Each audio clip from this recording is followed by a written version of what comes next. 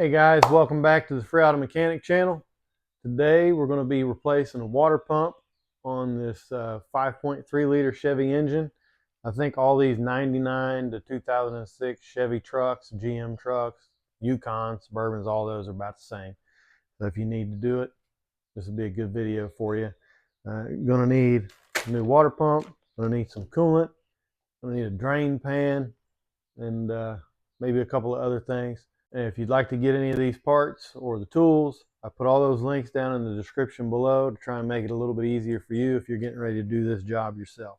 So I'm going to drain the coolant from the lower radiator hose. We're already going to have to take the upper radiator hose off of the water pump, the lower radiator hose off the water pump, 2 more clamps off the radiator, and the hoses are replaced. So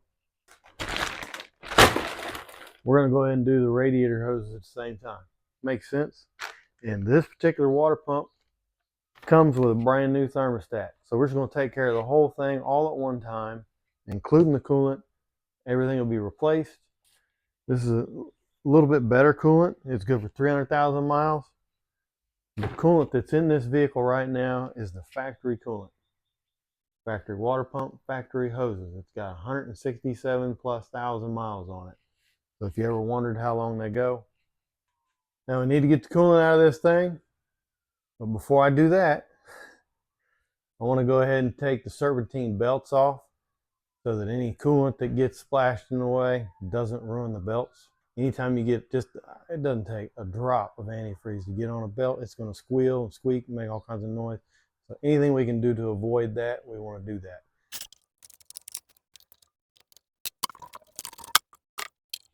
Now it gets that out of the way, we can get to our belt.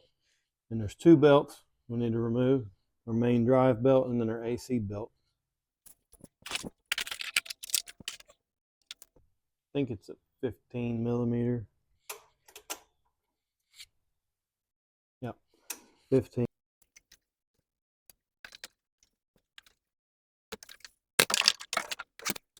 The AC belt down there, I believe it's a 3/8 in there.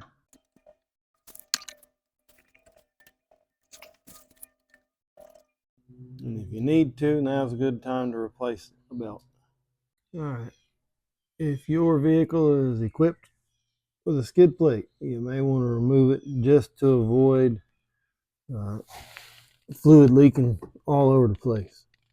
Now, you can leave it on there and just drain it, and it's just going to get everywhere and drain through all those little holes. You got enough drain pans.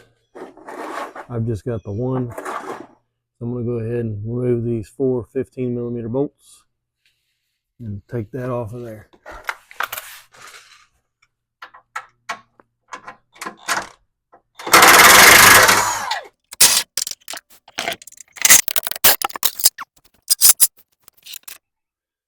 Go ahead and remove our hose clamp. And I guess I could relieve the pressure off the system by loosening the cap. This should be done with the engine cold. Now, before I take that hose off, I'm going to do something real quick. I got these. What I'm going to do is I'm going to try and block off the heater hoses to our heater core. That way we're not draining all of that, because there's no need for it. Now, if you don't have a pair of these, you can get you a set. I'll try and put a link down below if you want some. If you don't have these, you can just drain it, and you'll just have to make sure that you get all the air out of the system whenever we go to bleed it. So now we've got the heater hoses blocked off. We can go ahead and drain our coolant and try and get it all into the pan best we can.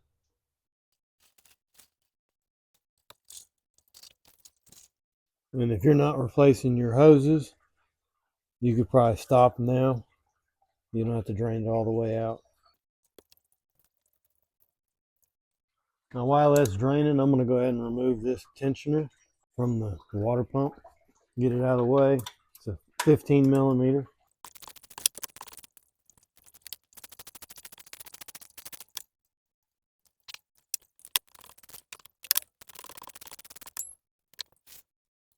There's a third bolt down here that you got to get to. I was thinking there was just two. Looks like there's three.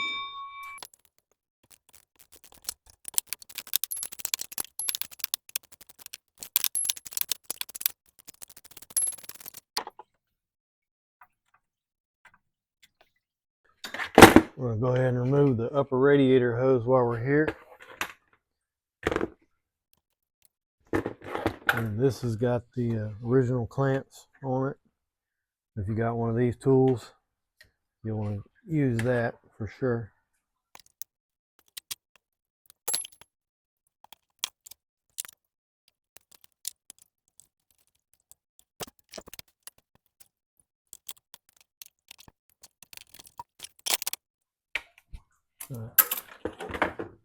Don't know if you noticed, but there was still coolant in here.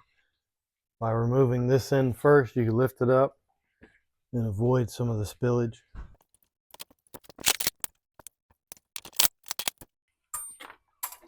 See if we can remove our coolant hose.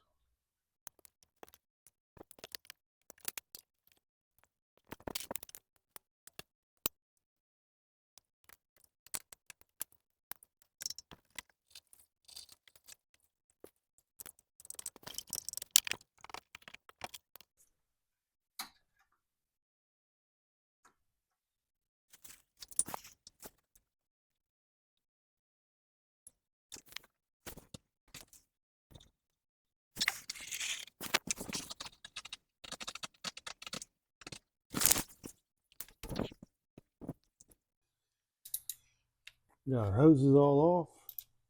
We got 6 bolts, 10mm head, removed water pump.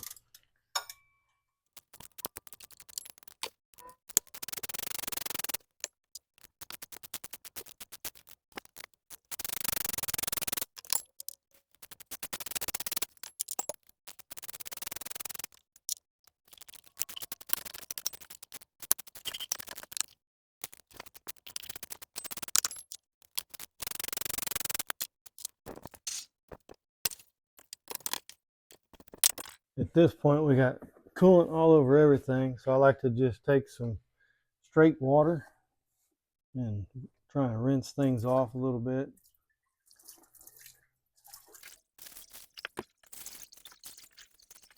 And we want to get down at our gasket surfaces and make sure we have all our gaskets removed. Old ones, we'll need to clean up our surfaces a little bit. And this is an aluminum block, so you got to be extra careful with what you're using to try and remove this stuff. So really just a Scotch-Brite pad would be plenty.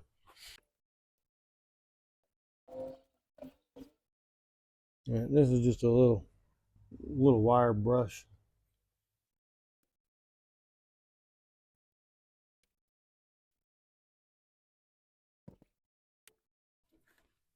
And it's looking pretty nasty in here, so I think while I'm in here, I'm going to go ahead and clean things up just a little bit.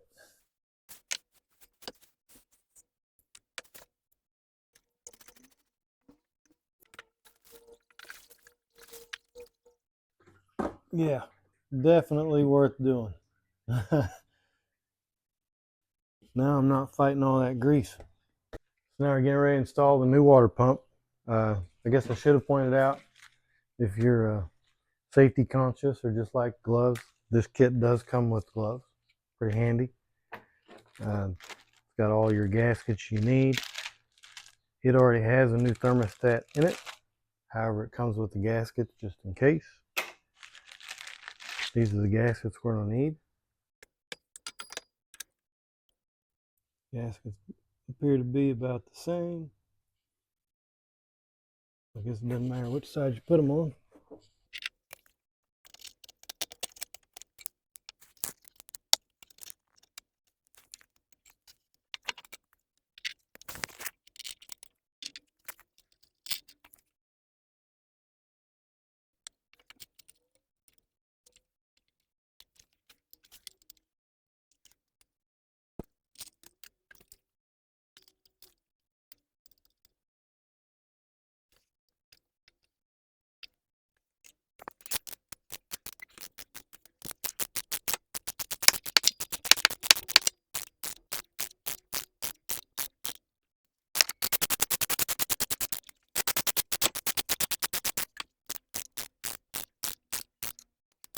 Now we want to go back over each bolt with a torque wrench set at 11 foot-pounds, which ain't much.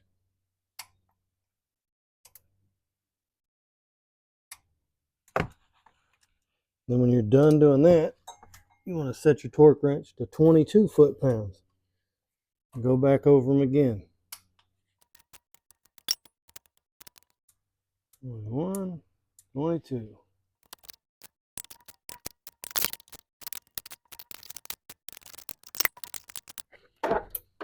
Solid. Put our hoses back on.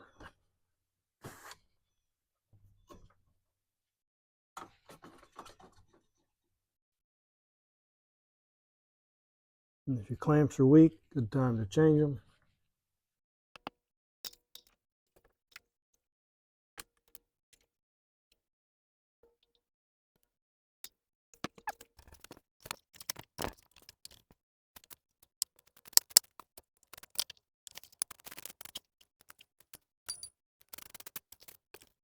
Seeing as how we're right here, I'm going to go ahead and put our tensioner back on.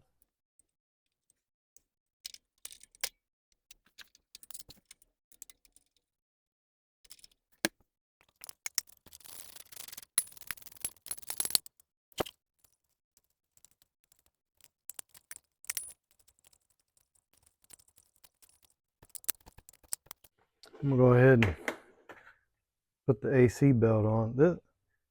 This is the original one from the factory. I bought the truck new. This is the original AC belt. And I got to tell you, almost 170,000 miles, and it still looks in good shape. I've got this new one. I've had this new one laying around. I'm just going to go ahead and put it on there.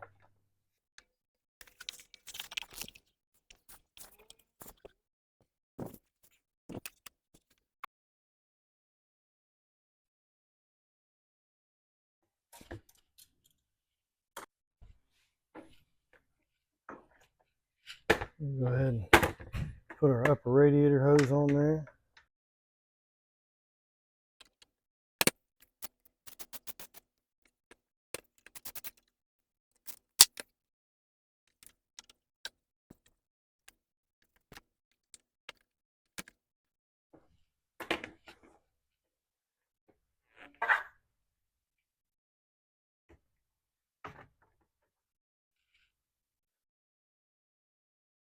Looks like this hose is close enough hose. Not quite the exact factory bend. Looks like I may need to cut part of it off.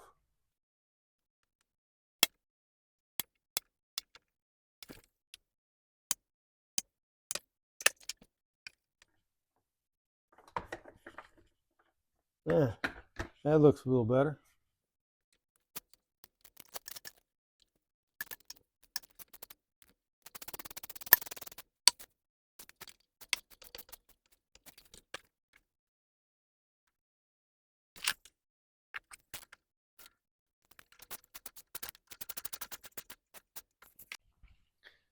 Now we can start buttoning things back up a little bit.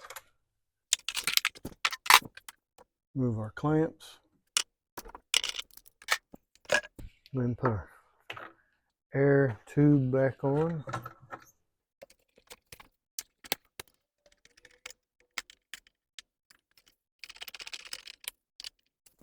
Now we've got it back together, with the exception of our skid plate from underneath. You can put that on anytime whenever you're ready.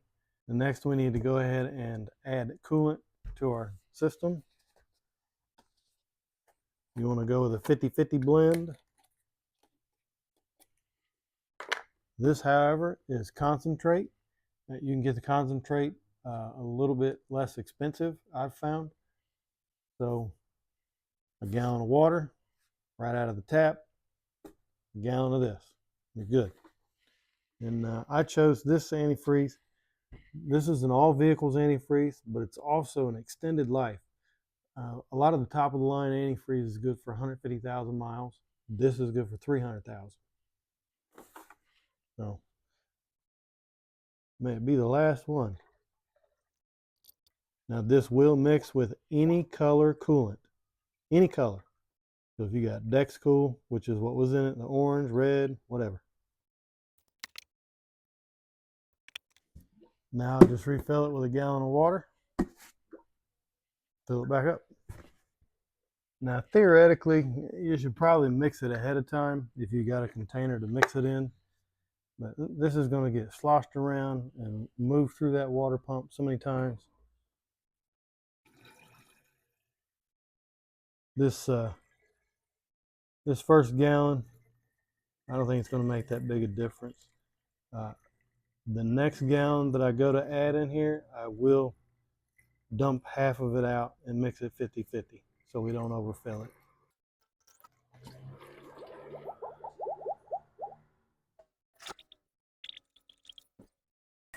Get it close, go ahead and start the engine up. We're going to let it run. It's going to pull a lot of that coolant down. So you can go ahead and top it off the rest of the way. And periodically you may want to reach over it and just squeeze the upper radiator hose a few times. That'll help work some of the coolant through too. What you're trying to do is get the air pockets out of it. And we're going to top it off to this center level. Now I measured what I drained out of it, and I took out of it a little over 2 gallons, about 2.5. So I know I can put all of this in there.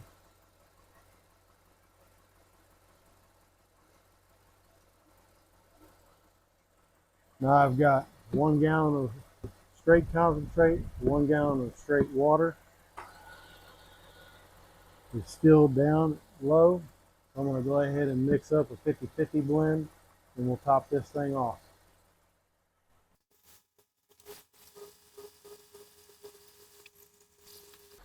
And that's pretty close. Put our cap back on. The manual suggests